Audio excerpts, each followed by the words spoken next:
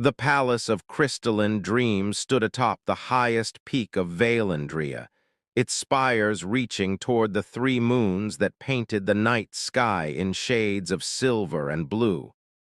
Within its halls, Princess Celeste paced her chambers, her iridescent wings folded tight against her back, a sign of distress among the Etherborn.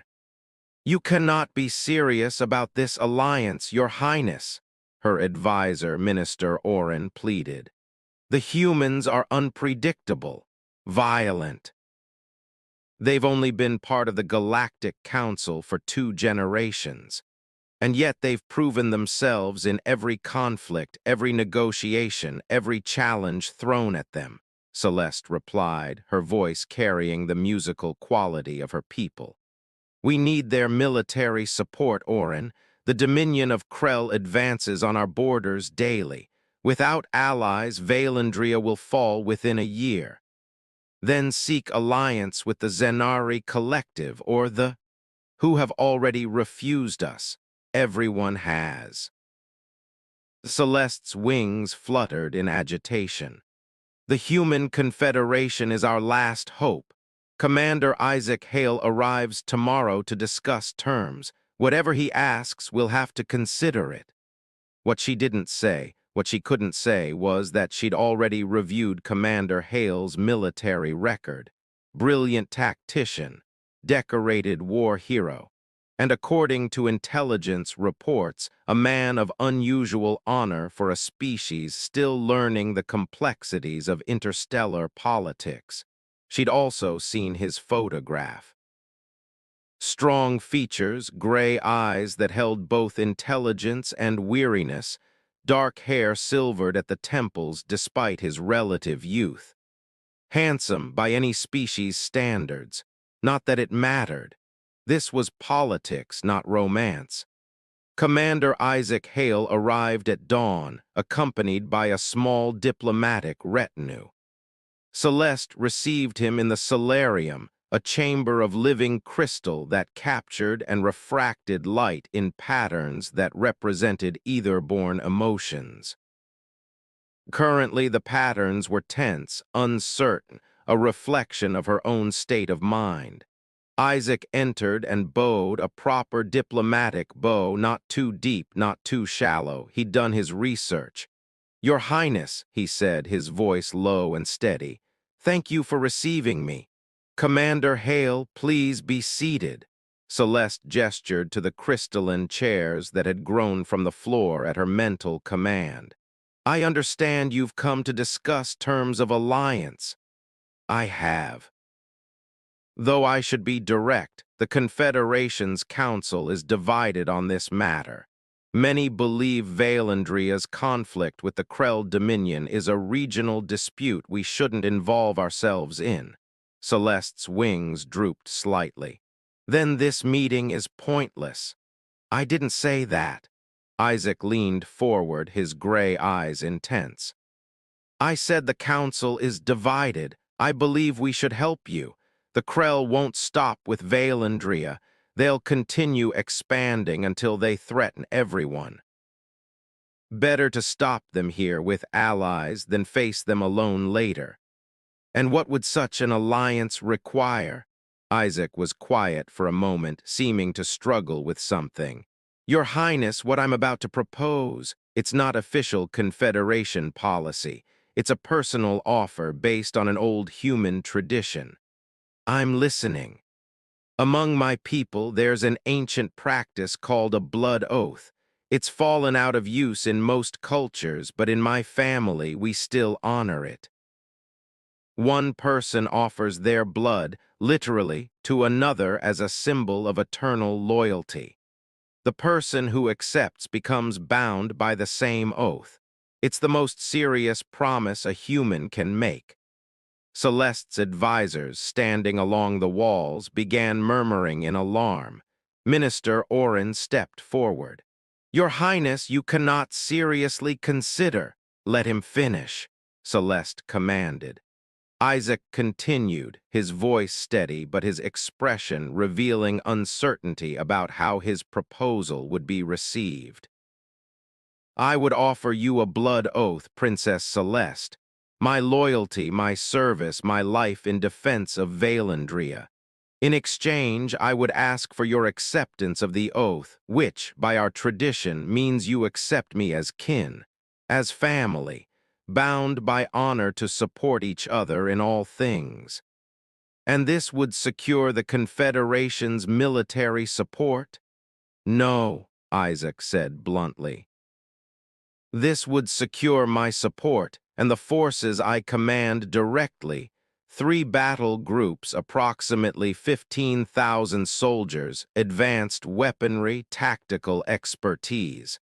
I can't speak for the entire Confederation, but I can promise you that what I command, I will use to defend your people. Minister Oren was nearly apoplectic. One commander. We need an entire fleet, not some barbaric blood ritual from 15,000 of humanity's finest soldiers, led by one of their most brilliant commanders, is more than we have now, which is nothing, Celeste interrupted. Commander Hale, why would you make such an offer? You don't know me, you owe Valandria nothing. Isaac was silent for a long moment. When he spoke, his voice was quiet but carried absolute conviction. Because I've studied your situation, Your Highness. I've seen what the Krell do to conquered populations. I've reviewed your defensive capabilities and your odds of survival without support. And I've learned about your people, your culture, your values, your commitment to peace even in the face of aggression. He met her eyes directly. I believe you deserve better than abandonment by the galactic community, and I believe that if I can help, I should. That's remarkably idealistic for a military commander. I prefer to think of it as pragmatic. Evil unchecked spreads. Better to fight it here alongside honorable allies than watch it grow until it threatens everyone I care about. Celeste studied him carefully. Her people were empathic. They could sense emotions, though not read thoughts. From Isaac, she sensed absolute sincerity. No hidden agendas, no political maneuvering. Just genuine conviction and a willingness to put his life behind his words. It was so rare in politics that she almost didn't recognize it. Explain the oath ritual, she said. Isaac withdrew a small blade from his uniform, ceremonial clearly, with an ornate handle marked with symbols she didn't recognize. I would cut my palm, offer you my blood, and speak the words of binding. You would accept the blood. A single drop is sufficient, and speak your own acceptance.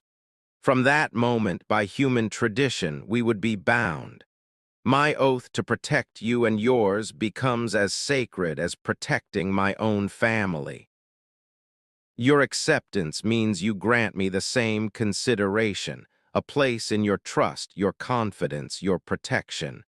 And if either party breaks the oath, then they lose all honor. Among those who still practice this tradition, breaking a blood oath is the gravest betrayal imaginable. It would destroy my reputation, my career, everything I am. You would risk that much. Your Highness, I wouldn't offer if I wasn't absolutely certain of my commitment. Minister Oren tried one more time. Princess, this is madness. We know nothing of human blood rituals. This could be some kind of trick, a way to...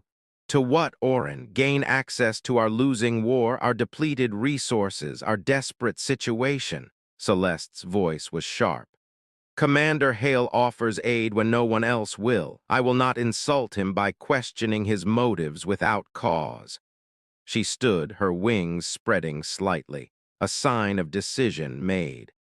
Commander, I accept your offer. Let us proceed with this blood oath. The chamber fell silent. Her advisors looked horrified, but none dared contradict a direct royal command. Isaac stood as well, moving to the center of the solarium. Celeste joined him, and they faced each other in the dancing light. In my family, Isaac said, his voice taking on a formal cadence, The words have been passed down for 12 generations. They're meant to be unbreakable, eternal, and sacred above all other promises. He drew the blade across his palm without hesitation. Blood welled up, red, very human, very real. He held his hand out, palm up, letting a single drop of blood fall onto the crystal floor where it gleamed like a ruby. I, Isaac Hale, offer my blood and my oath. To Princess Celeste of Valandria, I pledge my loyalty, my service, and my life. I swear to defend you and yours against all threats, to stand beside you in darkness and light, to honor you as I honor my own kin. From this moment until my death, you have my sword, my strategy, and my unwavering commitment. This oath I make freely, knowing its weight, accepting its burden. By my blood, by my honor, by everything I am, I swear this. The words resonated in the chamber, and Celeste felt power in them, not magical exactly, but the weight of absolute conviction. This man meant every syllable. Now it was her turn. Among the either-born, accepting gifts carried its own ritual significance. To accept another's offering was to acknowledge responsibility for that gift. To accept a life oath was to accept that life into one's own care. Celeste knelt, touching the drop of blood with her finger. It was warm, still fresh with life. She raised her finger to her forehead, marking herself with Isaac's blood in the traditional either-born gesture of accepting a bond. I, Princess Celeste of House Solaris, heir to the crystalline throne, accept your blood and your oath. Isaac Hale, I welcome you as kin, as shield brother, as one bound to my house and my heart. Your loyalty I will honor with my own. Your service I will match with trust. Your life I will value as I value my own people. From this moment until the stars fade, you have my gratitude, my protection, and my faith. This acceptance I offer freely, knowing its weight, embracing its responsibility. By your blood on my brow, by my honor, by everything I am, I accept this. The moment she finished speaking, the solarium erupted in light. The living crystal responded to the emotional weight of what had just occurred, creating patterns of such beauty and complexity that several observers gasped. Isaac and Celeste remained locked in each other's gaze, both feeling the significance of what they'd just done. "It's done," Isaac said quietly. "You are my sworn charge. I will not fail you. And you are my sworn shield brother. I will not dishonor that trust." Over the following weeks, Isaac proved true to his word. His forces arrived, battle groups equipped with advanced human military technology, soldiers trained in tactics the Krell had never encountered. Under his command, Valandria's defensive capabilities increased dramatically. But more than that, Isaac proved to be a valuable advisor. He sat in on council meetings, offering perspective that Celeste's traditional advisors lacked. He was direct, sometimes brutally honest, but never cruel. He challenged her assumptions, supported her decisions, and defended her authority even when he disagreed with her choices. The blood oath had made them kin. They began to act like it. Celeste found herself seeking his counsel not just on military matters, but on diplomatic issues, domestic policy, personal concerns. Isaac responded with the same unwavering loyalty he'd promised, offering honest advice and steadfast support. Late one evening, after a particularly difficult council session, Celeste found Isaac on the observation deck, staring at the stars. "You should be resting, Commander. Tomorrow's offensive requires your full attention." "I could say the same to you, Your Highness." She joined him at the viewport, her wings folding comfortably. "Do you regret it, the oath?" "Never. Why would you ask?" Because you've bound yourself to a losing cause. Even with your help, our odds of victory are slim. You could die defending a kingdom that may not survive anyway. Isaac was quiet for a moment. When I was 17, my younger sister was caught in a building collapse during a natural disaster. I spent 6 hours digging through rubble with my bare hands to reach her. People told me to give up, that she was surely dead, that I was wasting my strength. But I couldn't. She was my sister. Giving up wasn't an option. Did you save her? I did. Found her in an air pocket, barely alive but breathing. And you know what I learned that day? That some things are worth fighting for regardless of the odds. That loyalty means staying even when it's hard, especially when it's hard. He turned to face her. You accepted my oath, Celeste. That makes you family, and I don't abandon family no matter how difficult the circumstances. Celeste felt her eyes sting with unexpected tears, a rare occurrence for either born. I chose well then, when I accepted your blood and your oath. We both did. They stood together in comfortable silence, watching the stars and the approaching Krell fleet visible as distant lights on the horizon.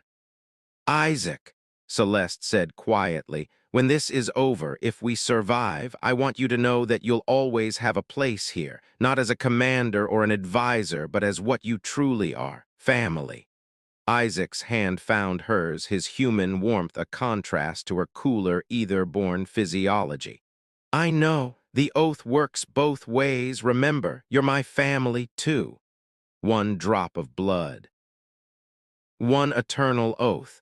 The princess had accepted, and in doing so had gained more than a military alliance. She'd gained a brother, a shield, a bond that would endure whatever came next. And as the first battles began, as Isaac's strategies turned impossible odds toward hope, Celeste understood the true power of the blood oath. It wasn't in the ritual or the words. It was in the absolute commitment of two people who'd chosen to stand together no matter what.